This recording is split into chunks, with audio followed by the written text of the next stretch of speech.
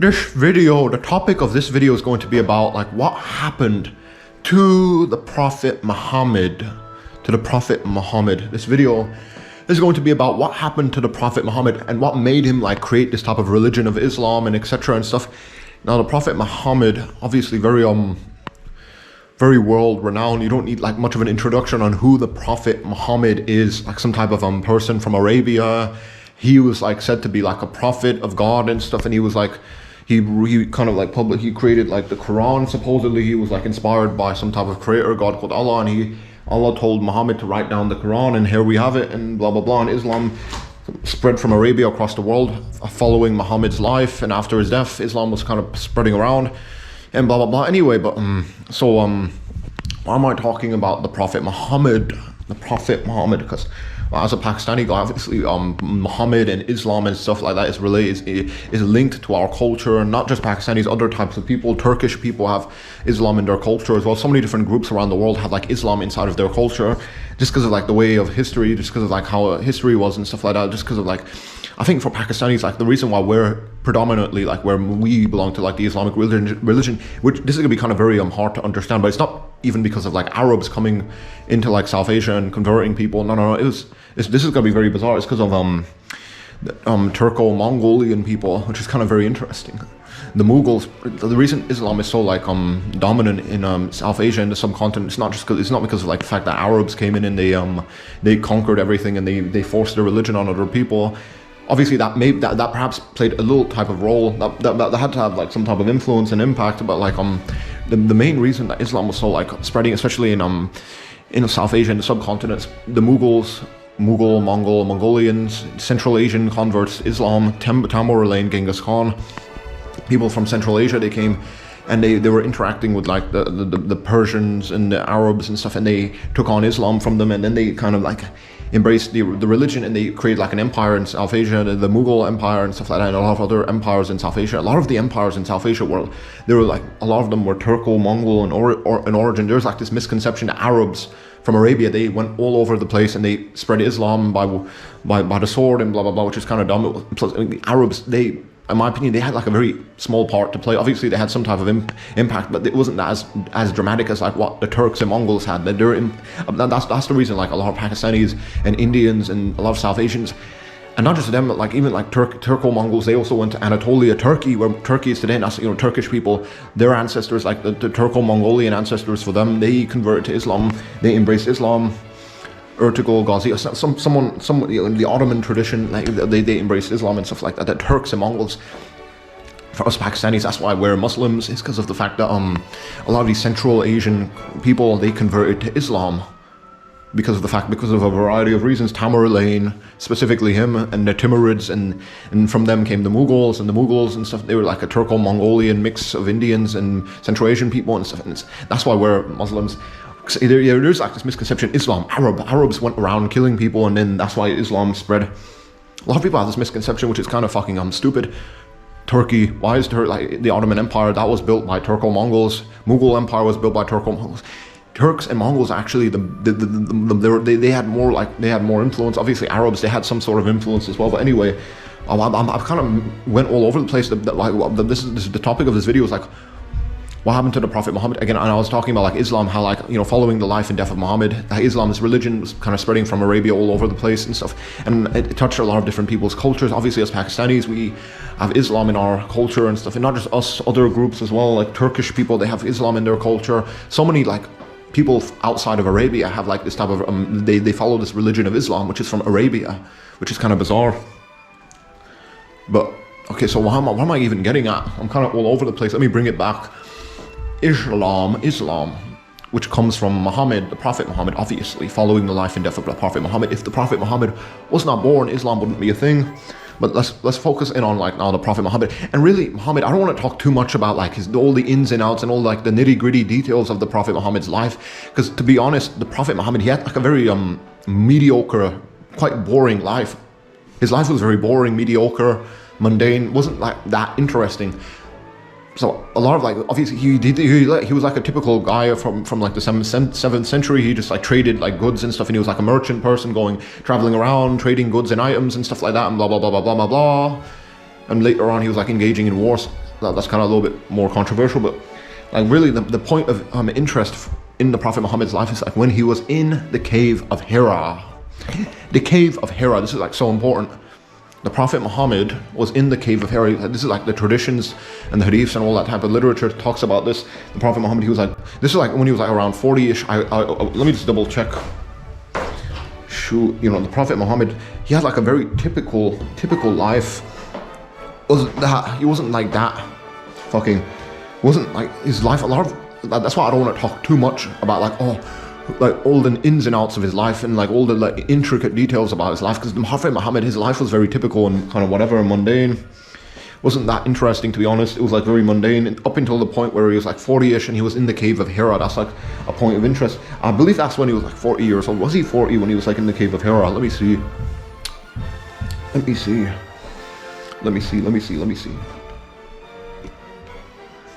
Was he like 40 when he was in the cave of Hira? Let me just double check on that.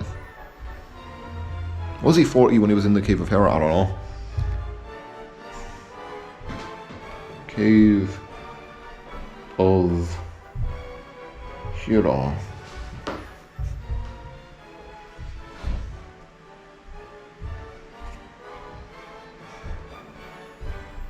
Was Muhammad 40 years old when he was in the cave of Hira?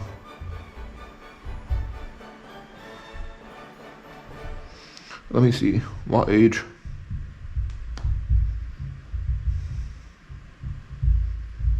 Was Muhammad cave of Hira? I'm fucking...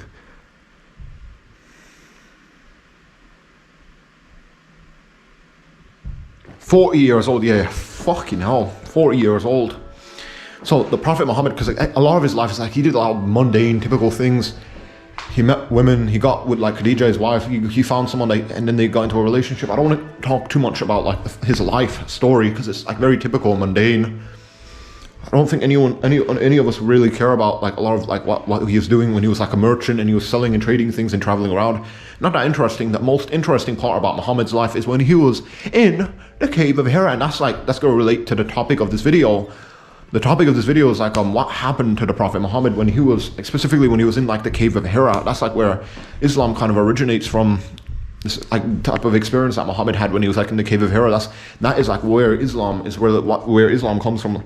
Forget like a lot of Muhammad's life is just not very interesting. It's just not even worth mentioning. The cave of Hira, that's like where we need to like focus in on.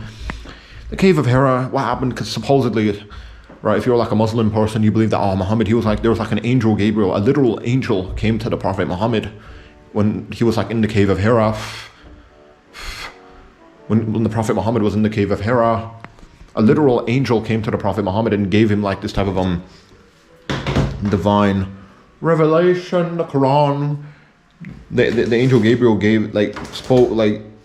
inspired Muhammad to to pen down the Quran, and that's why we have the Quran, and that's why Islam's like a global world religion, whatever.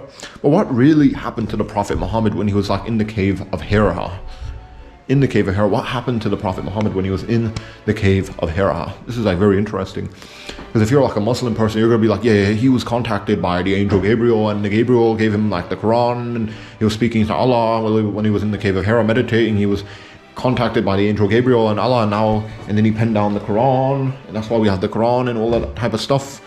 That's if you're like a Muslim person, if you believe in like the religion of Islam. Because if you're like an atheist or like someone that's not like very into like religion that much, obviously Christians, I don't know, if you're a Christian, you might think that Muhammad was like getting possessed by demons, I don't know. If you're like any other type of religious person, like you're a Jew, you might again think that Muhammad was like speaking to the devil or something, I don't know. It's all like how, it depends on like what type of background you have, what your perspective is. In my opinion though, like if we're looking at it, like there's a lot of atheists, people that aren't really much into like religion and stuff, like let's just tackle it from that type of perspective, like an atheistic, more scientific perspective. Like Muhammad was in this cave of Hira, he was like 40-ish, he was meditating, then he collapsed onto the ground, then he woke up in the angel Gabriel and he was speaking to Allah and stuff. Like obviously if you're a Muslim, you would believe that for sure, like he was actually divinely inspired, he was contacted by God and Allah and stuff, and he was having these types of experiences with God and Allah. And so if you're like a very religious like Muslim person, I don't know. But if you're more secular and atheistic, let's tackle it from this type of perspective. What happened to the Prophet Muhammad? I believe maybe perhaps he could have suffered from some type of mental disorders, mental health problems. What type of mental health problems could the Prophet Muhammad have suffered from? This is going to be very controversial. Obviously, I'm not like I'm not making this type of video to be like derogatory or offensive. I hope my language isn't too like obscene, but I'm just like kind of, this is like just like some type of intellectual exercise. I don't know, it's just trying to get your brain working, like, because obviously if you're a Muslim person, you for sure think that he was contacted by the angel Gabriel, Allah was talking to him and he was pinning down the Quran, and that's like divinely inspired by God himself. Obviously that's if you're like a religious Muslim person, but let's just assume that like you're like an atheist or a secularist, someone that isn't too big into religion. What happened to the Prophet Muhammad when he was in the cave of Hira? This is so interesting. Because obviously if you're an atheist or a secular person and stuff, you're not too much of a fan of religion, you could like think to yourself, he's probably just suffering from some type of mental health problems, combination of schizophrenia, maybe some other type of psychos, I don't know, some mental health problems, I don't know, schizophrenia. What other type of mental health problem is there? Schizophrenia. He was 40, he could have been developing Alzheimer's or something similar. Mental health, like Prophet, like the cave of Hira. Like if you're not much big into like religion, you could easily see, like, you can just easily brush off Muhammad's experience when he was like in this type of cave of Hira when he was like 40ish. He was like meditating, blah blah blah, in the cave of Hira. You could just easily brush it off. Oh, he was just suffering from some type of mental health problems. All of like the religion of Islam, all of that just came from Muhammad's mental health problems. He probably just had schizophrenia or some other psychiatric mental disorders and stuff. I don't know.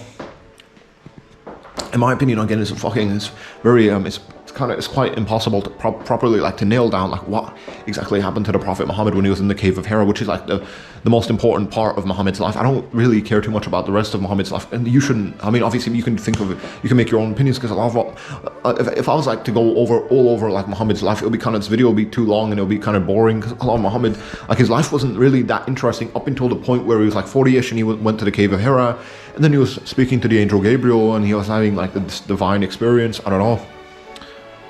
Very interesting. What happened to the Prophet Muhammad when he was like in the cave of Hira? This is so interesting. Again, if you're like a religious Muslim person, you're gonna be like, oh, for sure he was talking to the angel Gabriel and Allah was talking to him and communicating with him. You know, that's if you're like a religious Muslim person. I'm gonna be like more like flexible on this. I like looking at things from different perspectives. Like if you're like an atheist or like someone that's not big into religion, you'll just see like, oh, when Muhammad was like 40ish in the cave of Hira, he was probably could have been developing Alzheimer's, or he probably had schizophrenia or some other types of mental health problems. And he was talking to the angel Gabriel. That the angel Gabriel was just a manifestation of his own like mental health problems and stuff. And it's and that's really like what happened to Muhammad. He wasn't like communicating with like the angel Gabriel or God himself. He was like suffering from mental health problems and stuff. I don't know, which is kind of like very interesting, because we know right now, especially in our modern day society, right, that a lot of people, that there are like some people that say they're talking to God, they are hearing Jesus communicate with them, they're in contact with like something divine. Usually these types of people, they have some type of mental health problems. That's what really makes me wonder, right? You know, like a lot of these biblical prophets, Abraham, Moses, all these types of biblical prophets, and obviously Muhammad, he isn't biblical anyway, although it's kind of dumb to put him in like the same category as these biblical prophets, because Islam, Muhammad isn't like in the Bible, he's not biblical. Anyway, kind of just be side tangent, but you know, we know like for sure, like now, that people that when they say they're hearing God's voice, or they're talking to Jesus, or they're having some type of divine experience, typically we know for sure that people that have that claim these sorts of things, they're suffering from some type of mental health problems. You know, people that say that they're talking to Jesus or God, or they're in some type of contact with some divine entity, typically we know that there's mental health problems, schizophrenia, something similar to that. That's what I'm really wondering about. Like if like the biblical prophets, if the Prophet Muhammad was alive today, would he be classed as like being mentally ill? If we could like see like what was happening to him when he was in the cave of Hira, it would be kind of weird if we just saw him like suffering from some type of mental health breakdown and stuff. He had like some type of psychological breakdown, and he was like hallucinating stuff. He was hallucinating the angel Gabriel, and all of his like divine experiences were just hallucinations of his own mind. The cave of Hira, obviously, who knows? There could have been like some type of fungus inside of that cave, or some type of chemical agent and stuff, and it went inside of Muhammad's brain, and he was like hallucinating. It's very interesting once you start to like kind of analyze that type of divine experience from these types of perspectives, these more like non-religious atheistic perspectives. I don't know, that Muhammad, he wasn't like contacted by God or the angel Gabriel. He was simply like hallucinating, suffering from mental health problems. All of his like divine experiences with the angel Gabriel and God and stuff, that was all just like a part of his own psychosis. He was suffering from a lot of mental health problems. That, obviously, this is very controversial. Obviously, if you're a Muslim person, you're gonna be like very offended. I'm not trying to offend you. I'm not even an atheist. obviously Pakistani. Islam's kind of linked to like my culture as well. Obviously, I don't feel too close to Islam now. I mean, I still do feel a little bit close to Islam. I do see some beauty in the Quran and stuff like that. Some beauty, but I mean, we have to be like intellectual about this and stuff. If we're analyzing, because the cave of Hira, that is the most important part of Muhammad's life. When he was in the cave of Hira, and supposedly he was contacted by the angel Gabriel, and he was talking to Allah, and he penned down the Quran, and that's where Islam comes from. In that time, in that part of Muhammad's life, let's just kind of carefully think about this. The Prophet Muhammad, obviously, if you're a Muslim person, for sure, you're going to think that he was like talking to the angel Gabriel and talking to Allah. But let's just an atheist. Let's just look at it from this type of perspective of an atheist. An atheist is looking at this part of Muhammad's life. An atheist scientist, maybe, I don't know. Isn't it possible that he could have suffered from some type of mental health problems? That's what I'm trying to kind of figure out. But still, mental health problems, I don't know. Yeah, it's kind of interesting. Isn't it possible that he could have just been suffering from a lot of different types of mental health problems? In the cave of Hira, there could have been some type of fungus or chemical agent or some type of toxic plant that could have made Muhammad hallucinate everything. I don't know. It's so interesting. If you want to break that part of his life down from these perspectives, I don't know. Obviously, we'll never know for sure if Muhammad was like experiencing something divine or if he was just suffering from some type of mental health problems. But we know, right, today in our modern day society, a lot of people, when they say that they're hearing God's voice, they're talking to Jesus. Typically, these types of people that say they're hearing God's voice, they're talking to Jesus, etc. Typically, for sure, we know that these types of people, they're just having mental health problems. All these biblical prophets, like there's like, and the Prophet Muhammad, it's so weird to me. Like we don't like possibly like see them as just being mentally ill. I don't know. Obviously, I'm not saying that Muhammad was mentally ill or like the biblical prophets are mentally ill. I'm not really an atheist. I'm just like trying to help you think on this a lot more, because it is like possible that the Prophet Muhammad could have been suffering from a lot of different types of mental health problems that we'll never know about for sure. Obviously, I'm not saying that for sure he was like mentally ill and the Quran is just all made up and Muhammad was like just suffering from mental health problems. He wasn't contacted by the angel Gabriel or Allah. I'm not going to say that for sure. But it's still interesting to see it, just to look at things from this type of perspective. That the Prophet Muhammad and the angel Gabriel and whatever, that was just like a part of his own like psychosis. I don't know. I'm not saying that for sure. I'm not saying Muhammad was like mentally ill or the biblical prophets were mentally ill. Isn't it interesting, especially in our modern day society, a lot of like people that say they're talking to God and speaking to Jesus, they're typically just mentally ill. That's what I'm wondering about, because isn't it just as likely and possible that especially in our modern day society, people that say that they're talking to Jesus, hearing God's voice, typically mentally ill. Isn't it possible that Muhammad, might have been mentally ill, and the biblical prophets might have been mentally ill? This part of Muhammad's life is so important. Like when he was in the cave of Hira, what happened to the Prophet Muhammad when he was in the cave of Hira? Could he have possibly like got exposed to some type of chemical agent from some type of toxic plant, or maybe some type of toxic fungus, some type of chemical agent entered his brain and he started hallucinating things? Or maybe he was like suffering from some type of Alzheimer's disease or some type of mental health problems. I don't know. What happened to the Prophet Muhammad when he was in the cave of Hira? It's so interesting. Obviously, we'll never know for sure. It's all speculation. I'm not like a big atheist person. I'm not going to say that Muhammad for sure he was suffering from some type of psychosis. He was just making everything up. He was just mentally ill. I'm not going to say that for sure. I'm not like a big atheist person. I'm more like agnostic. Obviously, I do still see some type of beauty and stuff in Islam and stuff. I don't know, but it's all like interesting. It's so interesting to me. I don't know, because that part of Muhammad's life when he was in the cave of Hira, that is like something that's so important to like kind of look at. Isn't it possible that he could have just like ingested some type of chemical agent, like some type of fungus, and he could have by accident, and he was hallucinating like this type of experience with the angel Gabriel? This divine experience was just a manifestation of his psychosis, his mental. He just suffered from some type of mental health problems, and he just started to hallucinate all these types of divine experiences he had with the angel Gabriel and Allah and whatever. Because we know for sure that people today in our modern society, when they talk about like the fact that they're in contact with God, Jesus and whatever, we know that they're mentally ill. That's what I'm trying to like work out. Like if we look at the Prophet Muhammad's life, that part of his life when he was in the cave of Hira, it's so interesting. Isn't it possible that he could have been suffering from some type of mental health problems? That's like such an interesting perspective to think about. Obviously, it's all speculation. I'm not saying for sure that Muhammad was like mentally ill, and the fact that he wasn't contacted by the angel Gabriel or Allah. I'm not going to say that. I'm not saying that. I'm just saying, isn't it? You just got to look at it from this type of perspective. That what if like the Prophet Muhammad, he was just like suffering from, he was having some type of mental health breakdown. He was suffering from some type of psychosis, and that's like where the angel Gabriel and Allah and the Quran comes from. It's from Muhammad's psychosis. I don't know. It's very interesting. I'm not saying that for sure. I'm not saying that Muhammad like was mentally ill for sure. I'm saying this is like such an interesting type of perspective to have. But anyway, it's all up to you to decide what happened to the Prophet Muhammad, especially in regards to like that part of his life when he was in the cave of Hira when he was like 40ish.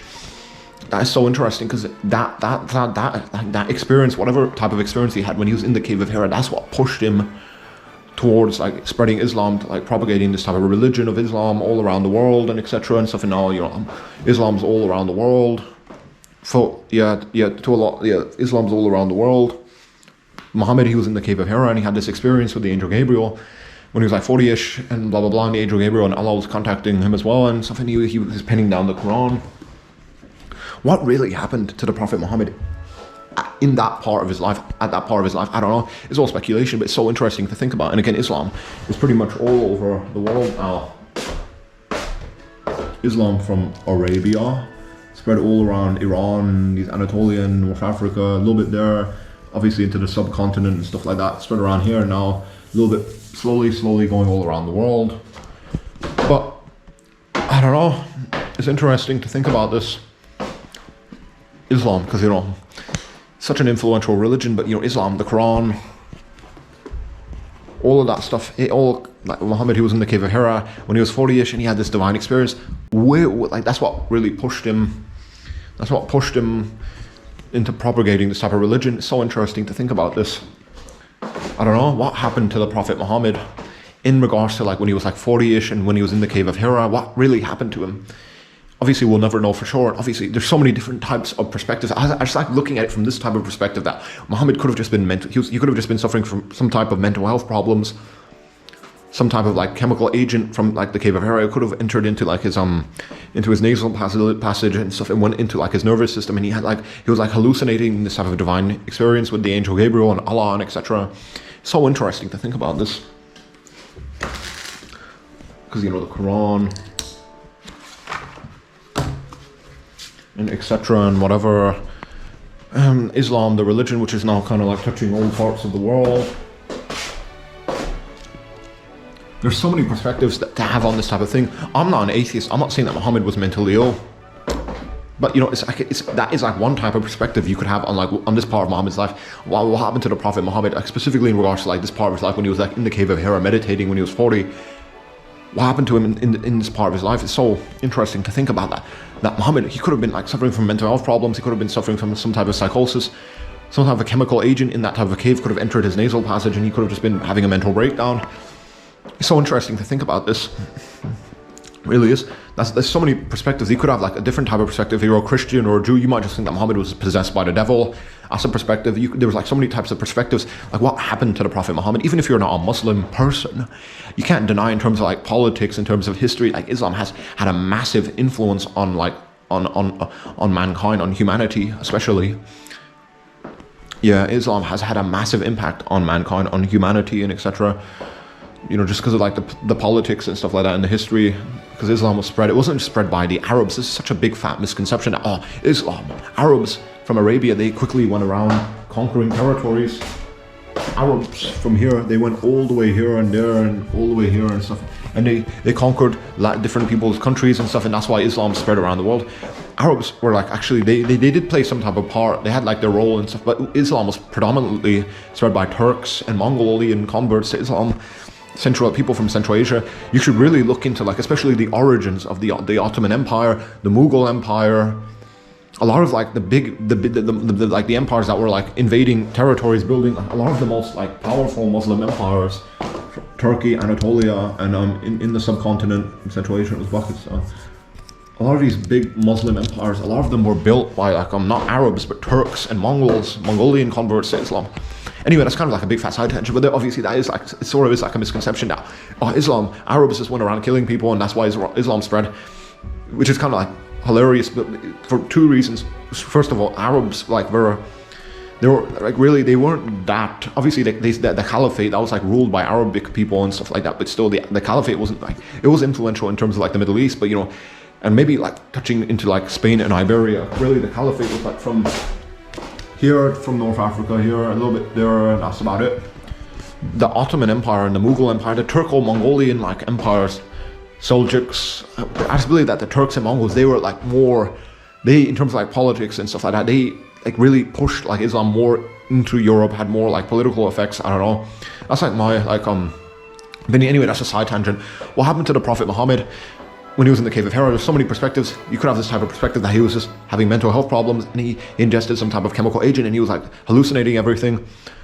You could be a Jew, Christian, you might believe that he was just possessed by the devil, or you could be like someone else and you might just think that, oh, Muhammad, well, he could have had some type of divine experience, I don't know, but it's probably just bullshit, I don't know, and we'll never know for sure. But you know, it's so important to think about this, because that part of Muhammad's life when he was in the cave of Hira, he had this divine experience. That's what really pushed him into like propagating like Islam, the religion, and that's why Islam's all over the world now, all because of like this type of the Quran, Islam, all of that type of stuff, all the politics and the history of Islam and stuff, all of that came out of this type of divine experience Muhammad had when he was in the cave of Hira, in that part of his life when Muhammad was in the cave of Hira, meditating, contemplating on different types of things.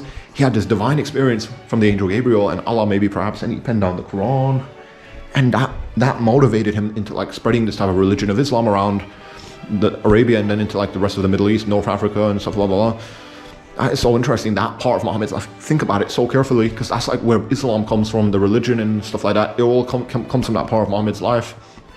When he was meditating in the cave of Hira, when he was 40ish, what actually happened to him when he was like meditating in the cave of Hira, in that part of his life when he was like 40ish in the cave of Hira, what actually happened to him? There's so many types of perspectives. Again, you might believe that he could have just suffered some type of mental health problems. If you're a Christian Jew, you might believe he was possessed by the devil or some jinn or something, I don't know, demon, I don't know. It's so interesting to think about that part of Muhammad's life. It's so interesting to think about that part of Muhammad's life. Obviously, we'll never know for sure what happened to the Prophet Muhammad. It's all speculation. But isn't it interesting to think about that part of Muhammad's life? What happened to that? What happened to the Prophet Muhammad when he was like 40ish in the cave of Hira?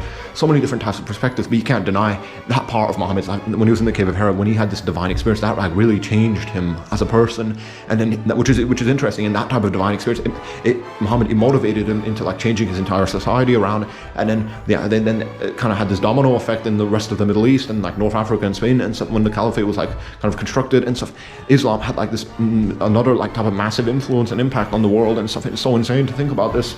All of like these types of political changes and effects and historical changes and effects, all from that part of Muhammad's life when he was like in the cave of Hira meditating stuff. So insane to think about that. But what really happened to the Prophet Muhammad, we'll never know, but it's interesting to think about it from all these different types of perspectives.